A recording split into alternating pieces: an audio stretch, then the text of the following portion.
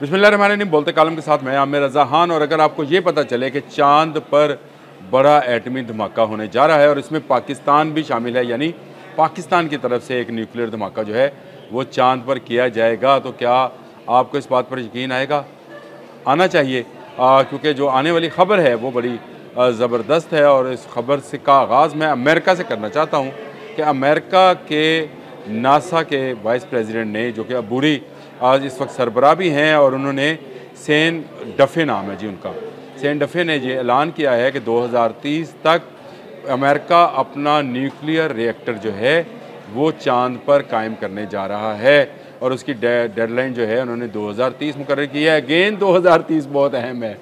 ये अगले आने वाले 5 साल पूरी दुनिया के लिए बहुत अहम होंगे। मैंने पहले भी खबर दी थी, सोलर के हवाले से खबर दी थी कि एक हवाई स्टेशन कायम किया जा रहा है जहाँ से बिजली बनकर ज़मीन पर आएगी, और उसके लिए चीन ने 2030 का अहद मुकर्रर किया। उसके बाद अमेरिका और यूरोप ने भी 2030 तक ही अपने अपने स्टेशन जो हैं, जो कि सोलर स्टेशन होंगे, उनके क़याम का ऐलान किया। और अब जो डेफ़ी हैं उन्होंने नासा को ये ऑर्डर किया है कि 2030 तक हमें अपना न्यूक्लियर पावर प्लांट जो है वो चांद पर लगाना है। ये असल में चांद पर बालादस्ती की जंग है जो कि आज शुरू हो चुकी है, और इसके लिए बाकायदा तमाम ममालिक बड़े पैमाने पर तैयारी कर रहे हैं, और इसमें पाकिस्तान भी शामिल है। चलें पाकिस्तान की बात भी कर लेते हैं। लेकिन अमेरिका ये रिएक्टर क्यों कायम करना चाहता है? अमेरिका अपने आने वाले दिनों में चांद पर तसल्लुत कायम करना चाहता है, और उसका ख्याल है कि वो चीन और रूस से पहले चीन, रूस और यूरोप से पहले वो जाकर वहाँ पर अपना रिएक्टर बना ले और कहे कि जी उत्ते चंद मेरा है, हूँ तो चंद मेरा है, मैं हूँ किसी को आन नहीं देना। लेकिन ये होना नहीं है, क्योंकि चांद पर अगर एक रिएक्टर कायम होगा तो बाकी ममालिक जो हैं वो भी खामोश नहीं रहेंगे, और खामोश नहीं हैं जी। बिल्कुल चीन की एक एजेंसी है CNS है, ये बिल्कुल नासा की तरह से ही है। चाइनीज़ न्यूक्लियर जो है ये अथॉरिटी है, साइंस अथॉरिटी है जी। और इसने रूस की एक खलाई एजेंसी के साथ, जिसका नाम रोसोकोस्मो है, इसका मतलब वैसे रशियन खलाई मिशन ही है, रोसोकोस्मो है, इसके साथ एक मुआहदा किया है, और 2033 तक अपना एटमी रिएक्टर जो है इन्होंने कायम करने के लिए एक तंजीम बनाई है, जिसका नाम है ILRS, इंटरनेशनल लूनर, ये है इसका नाम, इंटरनेशनल लूनर एजेंसी, जो कि कायम की जाएगी। और इसमें चाइनीज़ जो हैं वो पेश हैं, लेकिन इसमें सिर्फ चाइना नहीं है। चाइना के जो मंसूबाकार हैं, जो चीफ डिज़ाइनर हैं, वो वेरन, उन्होंने पिछले दिनों इस बारे में एक बड़ा अहम बयान दिया, जिसमें उन्होंने इस बात का ऐलान किया कि अमेरिका उनके इस मिशन को, ILRS के मिशन को रोक रहा है। इंटरनेशनल लूनर रिसर्च मिशन को जो है, स्टेशन को जो है रोका जा रहा है, और इसको रोकने से जो है उन्होंने कहा कि एक बड़ी जंग का आगाज़ हो सकता है, इसलिए अमेरिका बाज रहे। अमेरिका अभी तक कई ममालिक की हमायत हासिल कर चुका है चांद पर तसल्लुत के लिए, लेकिन चीन भी खामोश नहीं है, और चीन ने भी जो है रूस को अपने साथ मिलाया है, जो अगर एक सुपर पावर है, सुपर पावर तो खैर अल्लाह है, लेकिन यहाँ की ज़मीनी एक कुव्वत है, ये शामिल किया है, उसको शामिल किया है।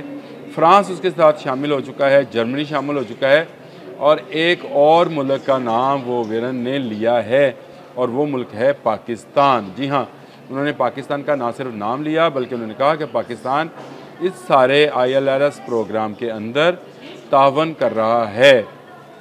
ये बड़ी अहम पेशरफ्त है। अगर आप इसको सोचें तो पिछले दिनों पाकिस्तान ने अपना एक हवाई मिशन जो है, एक हवाई सैटेलाइट जो है, वो भी चीन की मदद से खला में भेजा है। लेकिन इससे आगे की मैं बात बताऊं, चीन का एक ट्रेनिंग इंस्टीट्यूट है जी, इसका नाम है त्यांगोंग हवाई स्टेशन। ये एक हवाई मिशन का स्टेशन है जहां पर तरबियत दी जाती है, और इसके अंदर आज तक चीन से बाहर का कोई बंदा जो है वो नहीं जा सका है। लेकिन पहली मर्तबा एक पाकिस्तानी हवाबाज को दावत दी गई है कि वो आएँ और इस स्टेशन के अंदर आकर जायज़ा लें।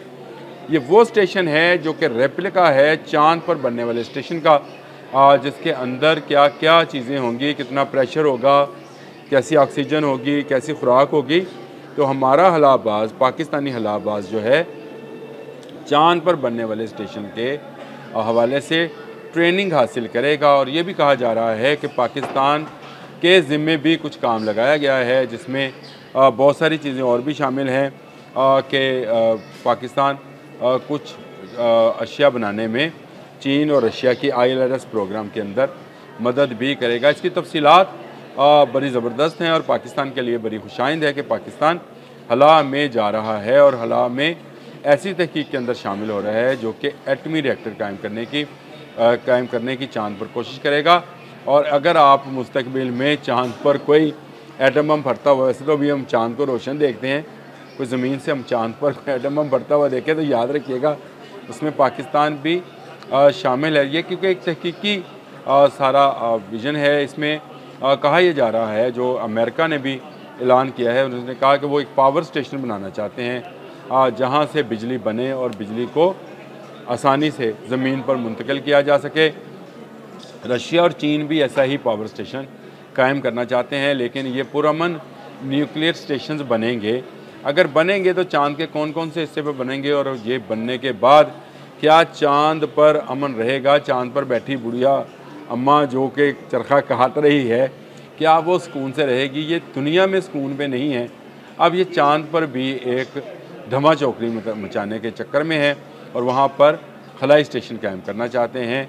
अल्लाह करे ये पुरअमन ही हो, ये उस तरह से ना हो जिस तरह से न्यूक्लियर के साथ हमने ये किया है। लेकिन चाँद एक बड़ा स्यारा है जहाँ पर जो है तजर्बात करना निस्बतन आसान होगा। एटमी तजर्बात करना ज़मीन की निस्बत आसान होगा, क्योंकि यहाँ पर अगर तजर्बात किए जाएँ तो उससे ख़तरा होता है कि इंसानी जानें भी जा सकती हैं। लेकिन चाँद पर तो ऐसा कोई मसला नहीं है।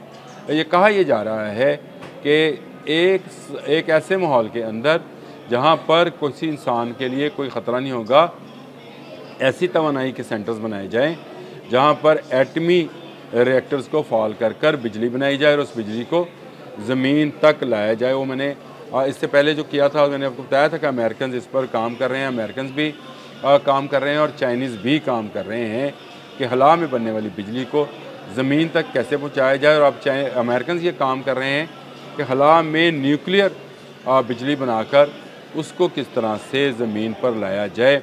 आया वो कोई लेज़र बीम के ज़रिए लाया जाएगा या उसके लिए कोई और सिस्टम जो है उसको डेवलप किया जाएगा।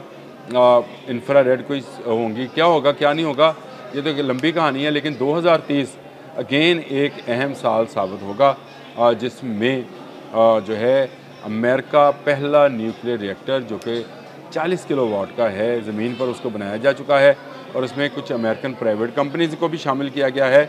और कहा जा रहा है कि 2030 तक 100 किलोवाट का एक खलाई स्टेशन जो है चाँद पर, न्यूक्लियर स्टेशन चाँद पर कायम किया जाएगा। और उसके साथ साथ ILRS ने भी ऐलान किया है, यानी रशियन और चाइनीज़ का जो कंसोर्शियम है ILRS के साथ काम करने वाला, उन्होंने अपने लिए 2032 और 33 को किया है, टारगेट किया है कि जी वो उस वक्त तक चाँद पर एक न्यूक्लियर स्टेशन कायम कर लेंगे। लेकिन मुझे ये नज़र आता है कि 2030 की तारीख इसलिए भी अहम है कि अमेरिका भी 2030 को जाएगा, तो चाइनीज़ ने भी अपनी काम की रफ्तार को मज़ीद तेज़ कर दिया है और वो भी इसको 2030 तक ही लेकर जाएंगे। बड़ा ही ज़बरदस्त प्लान है दोनों का, अगर ये एक सेव एनर्जी बनाने का प्लान हो तो। लेकिन अगर चाँद पर जारदारी की बात शुरू हो गई, एक दौड़ शुरू हो गई, तो दुनिया के कई मुल्क लपेट में आएंगे, क्योंकि दोनों तरफ चीन की तरफ कोई 24 ममालिक के सिग्नेटरीज़ हैं जिनमें पाकिस्तान भी शामिल है, और अमेरिका की तरफ भी कुछ 17 ममालिक सिग्नेटरीज़ हैं जो चाँद पर तहकीक करने के लिए ऐसे स्टेशन कायम करना चाहते हैं, तावन करना चाहते हैं या मदद करना चाहते हैं। तो ये नई डेवलपमेंट थी। मैंने क्या आपको बता दूं कि चाँद पर बनने वाले न्यूक्लियर रिएक्टर में पाकिस्तान भी हिस्सेदार है और ये बड़ी खुशाइन ख़बर है कि पाकिस्तान ना सिर्फ चीन का दोस्त है, बल्कि हला में अगर कोई स्टेशन कायम किया जाता है तो इसमें पाकिस्तान का हलानवर्द भी शामिल होगा और नई तहकीक जो है उसको सीखने का मौका मिलेगा।